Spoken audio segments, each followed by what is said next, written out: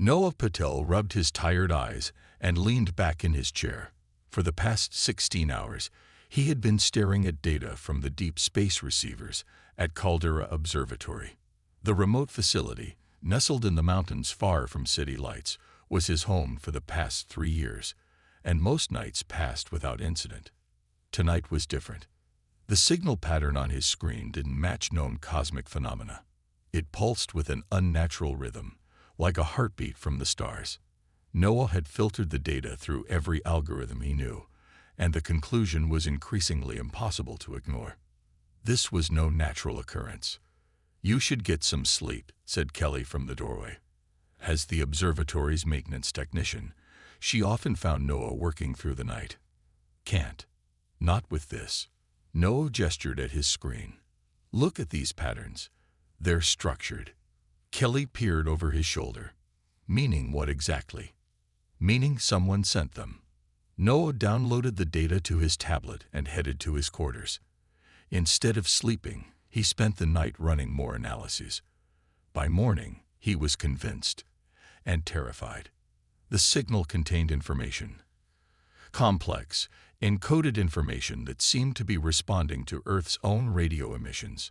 Noah's decryption program had begun to make sense of small portions, revealing what appeared to be star charts and mathematical equations. When Dr. Olivia Wright arrived for her shift, Noah was waiting for her at the entrance. "I need your help," he said without greeting. "I found something." Olivia followed him to the lab where he had transferred his findings. As the observatory's senior astronomer, her validation would be crucial. "These patterns are too precise to be natural," Noah explained, pointing to the screen.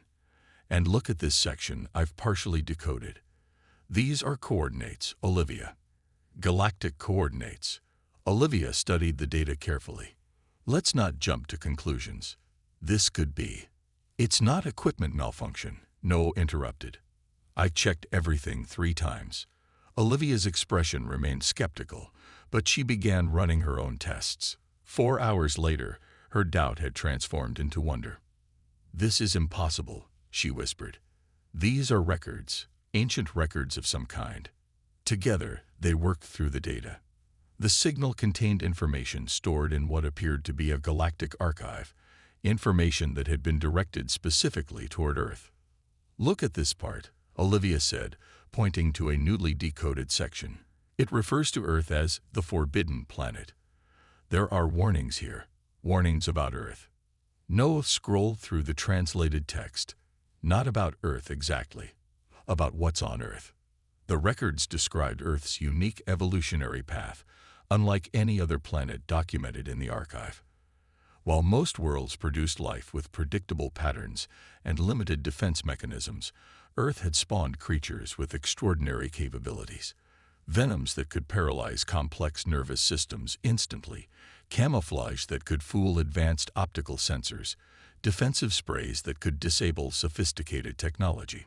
According to this, Noah said, his voice barely audible, Earth's animals evolved as what other civilizations would consider living weapons.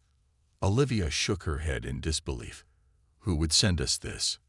And why now?" As if in response, a new signal appeared on their screens.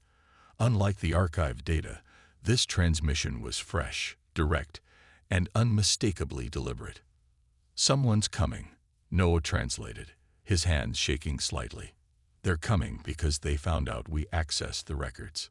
That night, as Noah stared through the observatory's main telescope at the stars, the familiar night sky suddenly felt different. Somewhere out there, someone, or something, was heading toward Earth, drawn by humanity's discovery of their own planet's secret. Earth was no longer alone, and its most ordinary creatures were apparently its most extraordinary asset. The military convoy arrived at Caldera Observatory 3 days after Noah's discovery. Black SUVs and unmarked vehicles surrounded the facility before dawn, bringing with them government officials in dark suits and scientists carrying specialized equipment. Noah and Olivia were escorted to a secure conference room where they found themselves facing the Director of National Security, Frank Wilson. "Dr. Patel, Dr. Wright," Wilson said, Your discovery has been classified at the highest level. What you're about to see doesn't leave this room." The lights dimmed, and a video began playing on the wall screen. It showed thermal imagery of an object entering Earth's atmosphere, slowing dramatically, and landing in a remote desert area. "This happened yesterday," Wilson explained.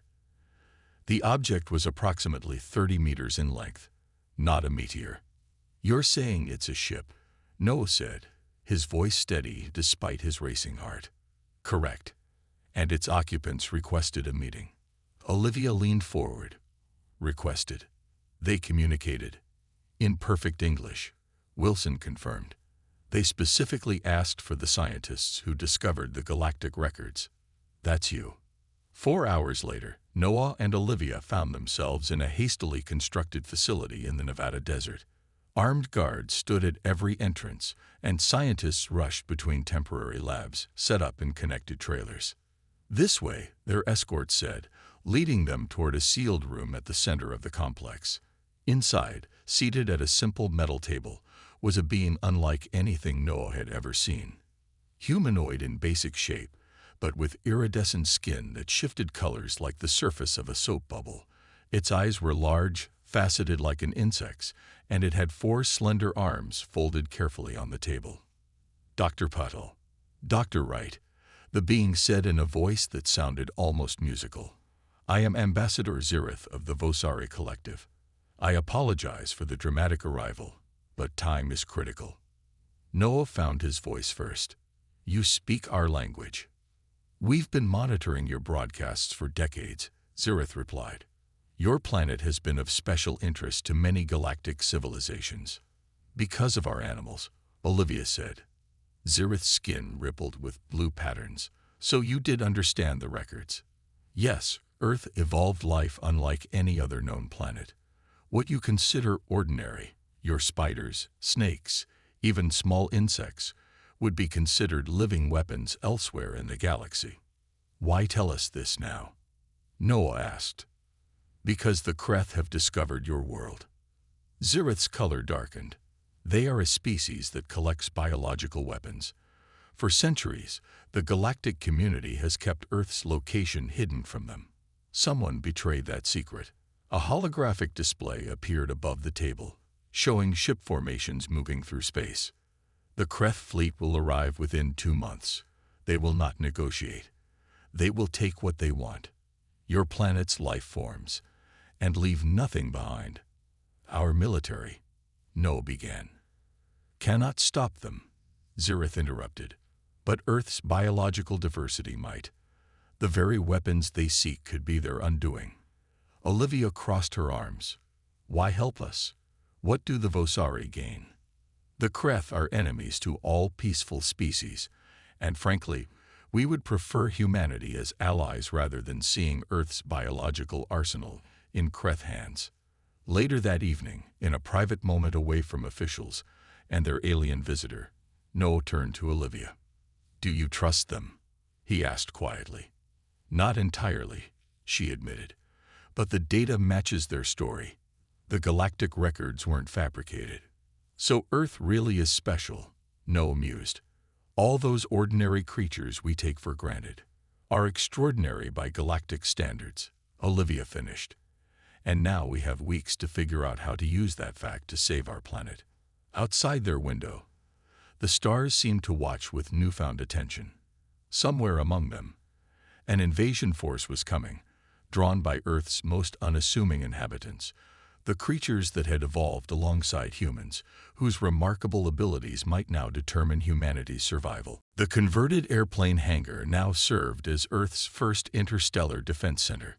Scientists from around the world worked side by side with military personnel, studying the galactic records Noah and Olivia had discovered.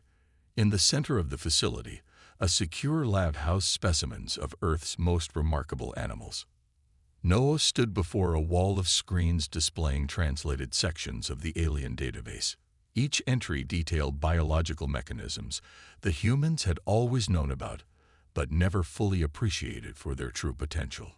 "Look at this," he said to Olivia, who was examining microscope images nearby. The galactic records categorize the box jellyfish not as a simple marine organism, but as a Class 4 neurotoxin delivery system. Their sting is apparently more advanced than weapons on some spacefaring worlds. Olivia nodded without looking up. And these bombardier beetle enzymes, the records call them thermal chemical propellants. Apparently, the reaction chamber in their abdomens is more efficient than some alien spacecraft thrusters. Dr. Ellie Porter, the leading biologist who had been brought into the project, approached with a tablet showing a mantis shrimp in a tank. This little creature, she explained, can strike with the force of a bullet. The acceleration creates cavitation bubbles that collapse with enough energy to produce light. The galactic database says this mechanical action is unmatched in any known world's natural evolution. Noah rubbed his tired eyes. For 10 days straight, they had been cataloging Earth's biological wonders through the lens of the alien records. What emerged was a picture of a planet that had, through random chance, created living beings with extraordinary capabilities. According to this section, Noah said, pointing to another screen, there were at least 7 attempts by different alien civilizations to harvest Earth's animals for weapons research. When? Olivia asked. Over the past million years. Each time, something prevented them. Either other aliens intervened, or the Earth organisms proved too difficult to control. A loud voice interrupted their discussion. Ambassador Zirith entered the lab area, escorted by General Laura Reeves. "We've detected Kreth scout ships entering your solar system," Zirith announced. "They're moving faster than we anticipated." The general immediately turned to her communications officer. "Alert all commands. Initiate protocol shield." Zirith's skin flickered with yellow patterns. "Your conventional weapons won't stop them." "Have you made progress with the biological systems?" Ellie stepped forward. "We've successfully isolated the primary compounds from 15 different venomous species. The problem is delivery systems. We can't exactly train snakes to attack alien invaders." "Perhaps you can," Zirith replied. "The Vosari have technology that can amplify and direct biological responses. We've been reluctant to share it, but circumstances have changed." Noah noticed something in Zirith's tone. "You've been studying Earth's animals yourself, haven't you? Long before contacting us." The ambassador's skin rippled. "Yes. From a distance, your planet's biological diversity has been of scientific interest to us for centuries." "Just scientific interest?" Olivia asked skeptically. Before Zirith could answer, alarms blared throughout the facility. General Reeves grabbed a nearby communication device. "We have confirmation of a Kreth landing," she announced. "Small craft, likely a reconnaissance team. They've touched down in Yellowstone National Park." "Yellowstone?" Noah asked. "Why there?" Zirith's color darkened to a deep purple. "The Kreth aren't just after your obvious predators. The microorganisms in your thermal features, what you call extremophiles, are equally valuable to them. Creatures that survive in boiling acid or crushing pressure are perfect for bioweapon development." Olivia and Noah exchanged glances. The reality of the situation was finally sinking in. Earth wasn't just home to humans. It was a biological treasury unlike any other in the galaxy. And now, its most humble inhabitants might be the key to humanity's survival. A thin layer of frost covered the Wyoming ground as Noah stepped out of the military helicopter. Yellowstone National Park, normally bustling with tourists, had been completely evacuated under the pretense of geological activity. Now it served as the front line in humanity's first alien encounter. "Remember, observation only," General Reeves instructed the team. "We need intelligence on their capabilities before we engage." Noah, Olivia, and a small team of Special Forces soldiers moved quietly through the pine forest. The morning mist hung between the trees, reducing visibility to mere yards. Their guide, Park Ranger Steve Bennett, led them toward the last known position of the Kreth landing craft. "The thermal features are just ahead," Steve whispered. "Grand Prismatic Spring." They crouched behind a ridge overlooking the famous hot spring. Its normal rainbow colors shimmered in the morning light, but the natural beauty was overshadowed by the alien presence. A sleek craft, resembling a metallic teardrop, had landed near the water's edge. Around it moved figures unlike anything Noah had ever seen. "Are you seeing this?" Olivia whispered, adjusting her binoculars. The Kreth were bipedal, but any similarity to humans ended there. Their bodies appeared segmented, like insects, with an exoskeleton that reflected light in oily rainbow patterns. Each had 4 arms ending in precision tools rather than hands. Most disturbing were their heads, eyeless with sensory organs that constantly shifted and reconfigured like liquid metal. "They're collecting samples," Noah observed as the aliens carefully extracted water and microorganisms from the spring. "We need a closer look," Olivia said. Despite the general's warning, the underground laboratory hummed with activity as scientists worked around the clock. 3 weeks had passed since the Yellowstone encounter, and satellite imagery showed a growing Kreth presence in Earth's orbit. Time was running out. Noah stood before a reinforced glass chamber where Dr. Cameron Lee was conducting a test. Inside, a modified version of electric eel cells connected to a small device pulsed with blue light. "The power output is remarkable," Cameron explained. "We've increased the efficiency by 300% by reconfiguring the cell structure using the Vosari amplification technology." "Will it work against Kreth technology?" Noah asked. "Better than against ours. According to the data from our captive, their systems are particularly vulnerable to bioelectric disruption." Across the room, Olivia supervised another team working with what appeared to be ordinary spider silks stretched between testing frames. "The tensile strength now exceeds our strongest synthetic materials," she reported when Noah joined her. "We've incorporated mantis shrimp structures into the molecular alignment. It can stop their weapons and potentially their cutting tools." General Reeves entered with Ambassador Zirith. The alien skin displayed concerned patterns of deep orange. "The Kreth have established bases in the Amazon rainforest, the Australian outback, and the Mariana Trench," the general announced. "They're harvesting species at an alarming rate. They're prioritizing venom producers and extremophiles," Zirith added. "Soon they'll have enough to create their own biological weapons."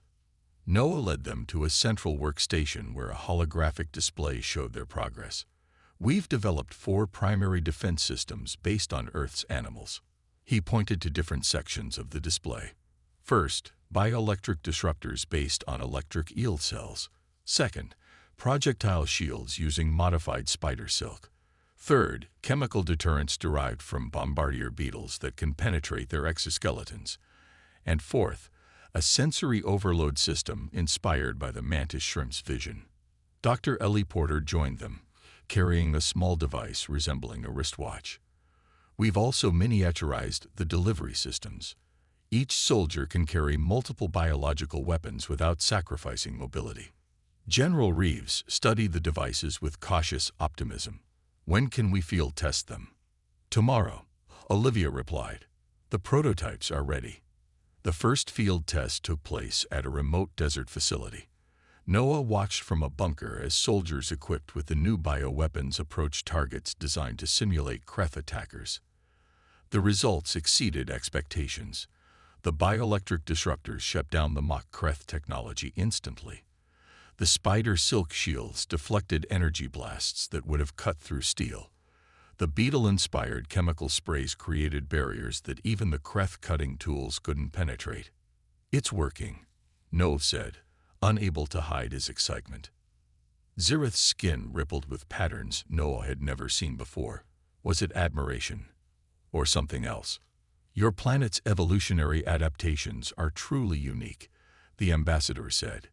"In the hands of your species, they become even more powerful." Later that evening, as the teams celebrated their success, Noah found himself alone with the captive Kreth. Curiosity overcame caution, and he approached the containment field.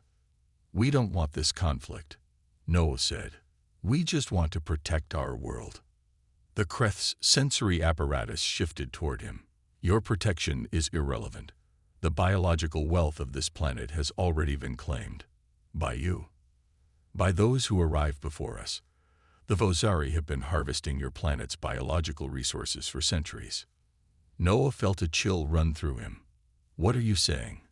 Ask your ally why they really came to Earth, why they really warned you about us. The Kreth's translator produced what might have been a laugh. You believe you are creating weapons to save your world. You are actually creating weapons for their arsenal. As Noah walked away, troubled by the Kreth's words, an alert sounded throughout the facility. On screens throughout the base, satellite imagery showed dozens of new Kreth ships entering Earth's atmosphere. The invasion had begun in earnest. The rain fell in sheets across the Amazon as Noah adjusted his bioelectric disruptor. Around him, 30 soldiers prepared their own bioweapons, each inspired by Earth's animals. The dense jungle canopy provided cover from Kreth scanners, but the humidity threatened to fog their targeting systems. Remember, Noah said over the tactical channel, their exoskeletons are vulnerable at the joints. The bombardier compounds will be most effective there. Olivia's voice came through his earpiece from her position at the mobile command center. Kreth harvester approaching your position from the northeast. 500 meters and closing. Through the rain-soaked foliage, Noah caught glimpses of the alien craft. Unlike their sleek landing vessels, this was a bulky, functional machine designed to collect and store biological specimens. Around it moved a dozen Kreth soldiers, their sensory organs constantly shifting to detect threats.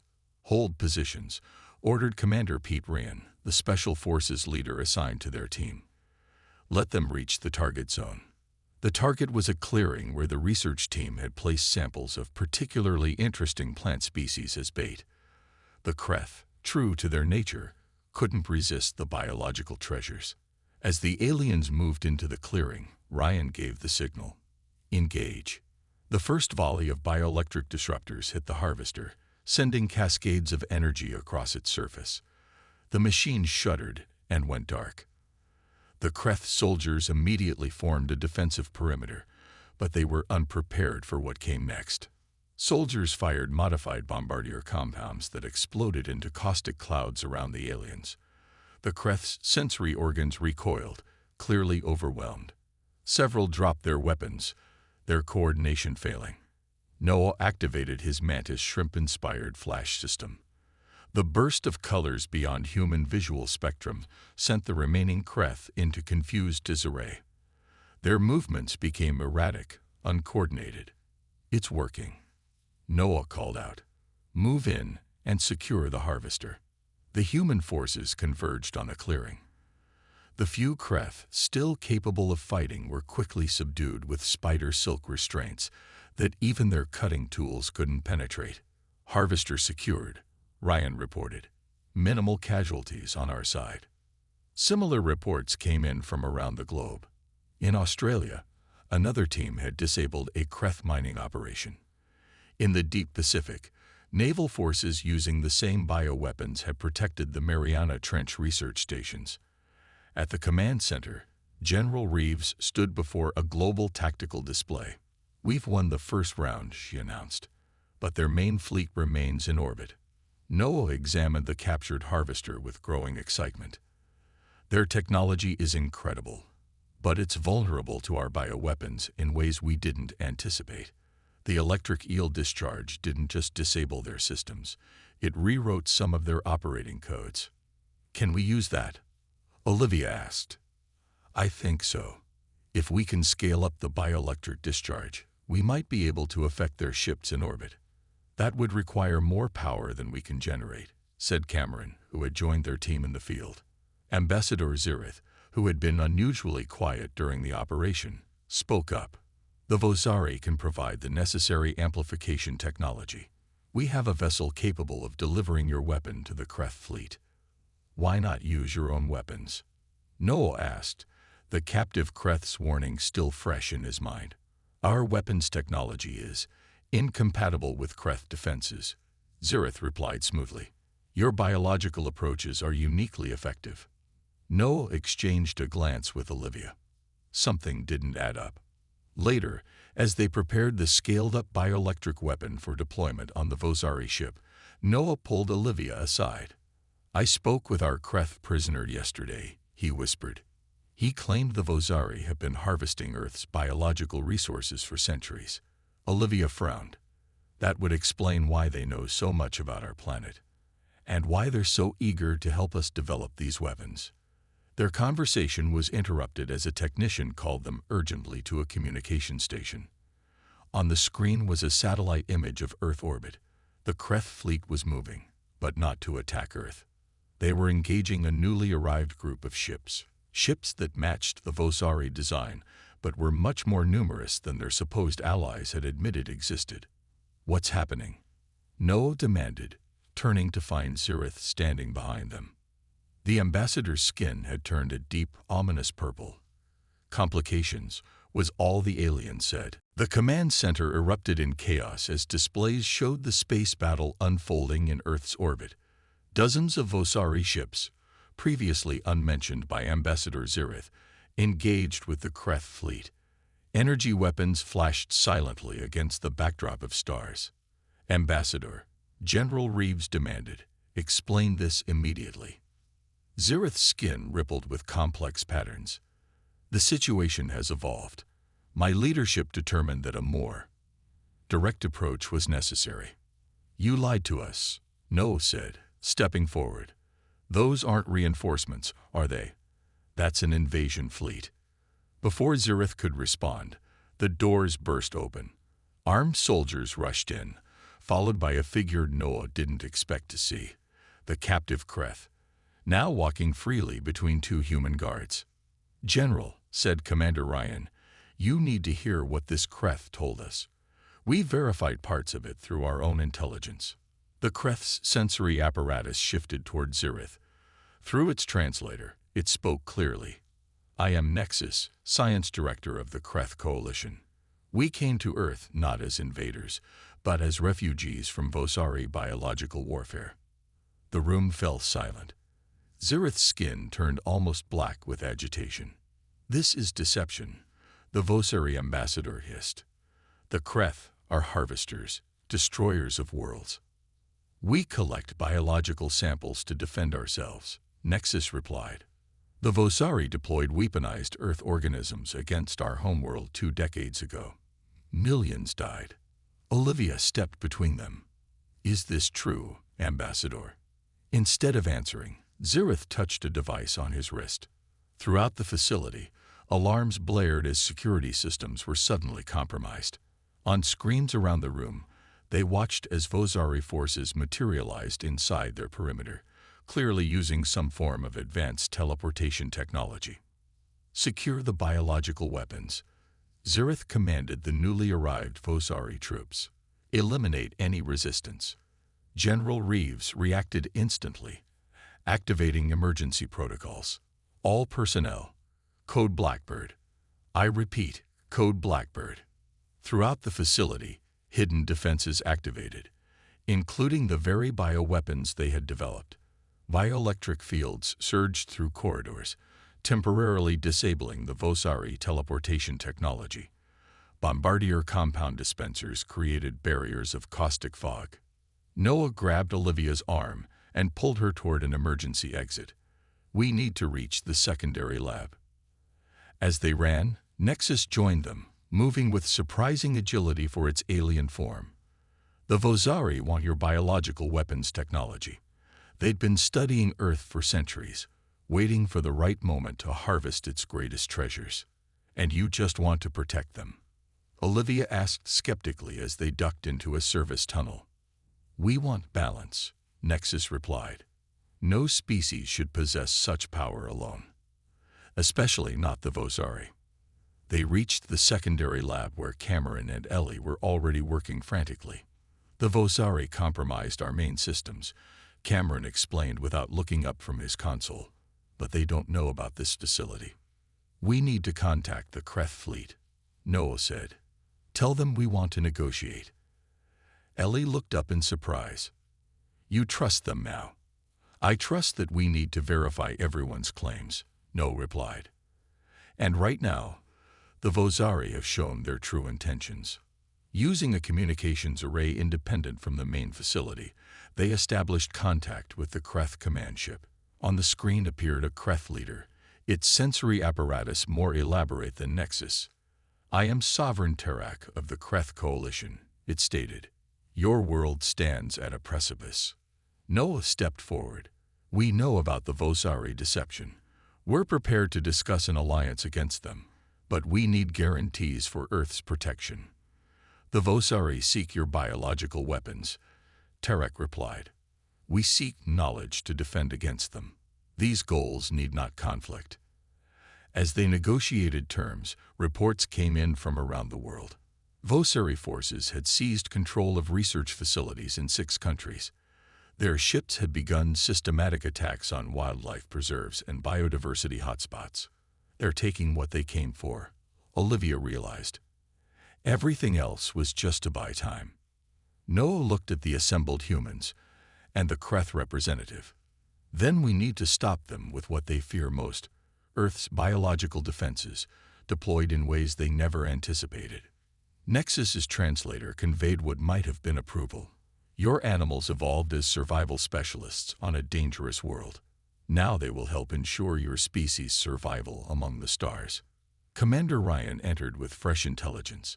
"We've got a plan to retake the main facility, but we'll need to move fast."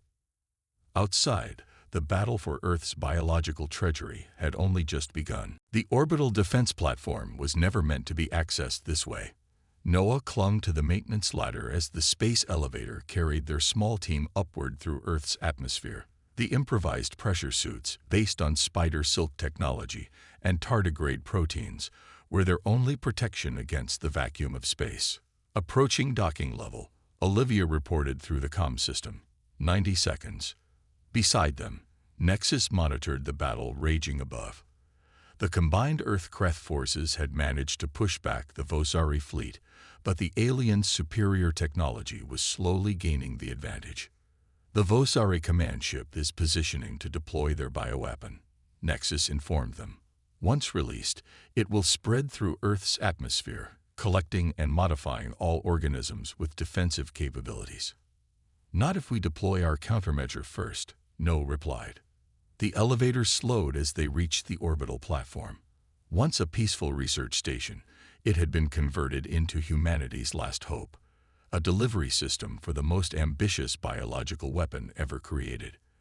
As they exited the elevator, Commander Ryan led his team to secure the area. "Clear. Move to the control center." The group rushed through the station's corridors, their footsteps silent in the near vacuum. Through the viewport, Noah could see Earth below, beautiful, blue, and teeming with the life that had inadvertently made it the most valuable planet in the galaxy. In the control center, Cameron and Ellie were already working, having arrived hours earlier on a military transport. "System is online," Cameron reported. "The dispersal mechanism is ready." "What exactly are we releasing?" General Reeves asked through the communication link from Earth. Noah approached the central containment unit, a simple-looking cylinder that held their last hope. "We call it the Extremophile Matrix," he explained. "It combines the most remarkable survival traits from Earth's organisms, tardigrade radiation resistance, bacteria that consume metal, jellyfish regeneration capabilities, and deep-sea vent microbe adaptability. Combined with Kreth biotechnology," Nexus added, "it targets only technological systems built with Vosari signatures." Olivia checked the final diagnostics. Once released, it will render their bioweapons useless and disable their ships without harming any living creatures. "The ultimate defensive weapon," Noah said quietly, "created from Earth's most humble organisms." Alarms blared suddenly throughout the station. On the monitors, they watched as a Vosari assault team teleported onto the lower level. "They found us," Ryan warned. "We need to launch now." Noah activated the final sequence as Ryan's team moved to defend their position. The countdown began, 60 seconds until deployment. Through the viewport, they saw the massive Vosari command ship moving into position. Its central section was opening, revealing what appeared to be a massive biological dispersal system. 30 seconds. Cameron reported. The station shook as Vozari weapons struck the outer hull. Warning lights flashed as pressure began to drop in adjacent sections.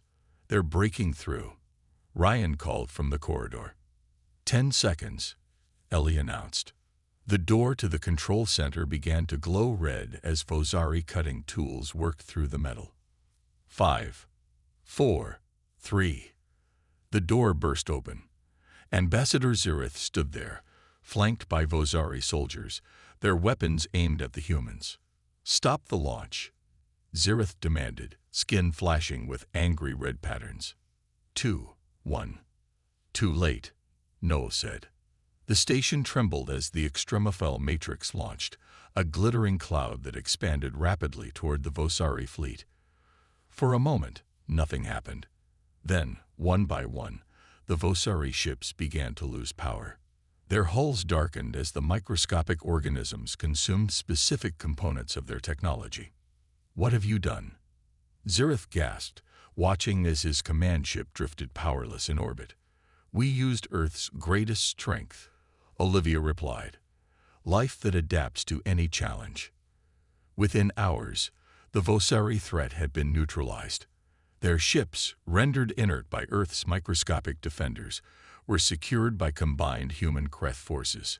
3 days later, Noah stood in the United Nations Hall as representatives from Earth signed the first interstellar peace treaty with the Kreth Coalition. The agreement established Earth as a protected biological reserve, its unique life forms to be studied, but never weaponized. "What happens now?" Olivia asked as they watched the historic moment.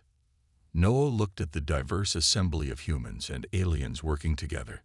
"Now we take our place in the galaxy, not as weapons creators, but as caretakers of life's most extraordinary adaptations." Outside the hall, in a small garden, a butterfly landed on a flower.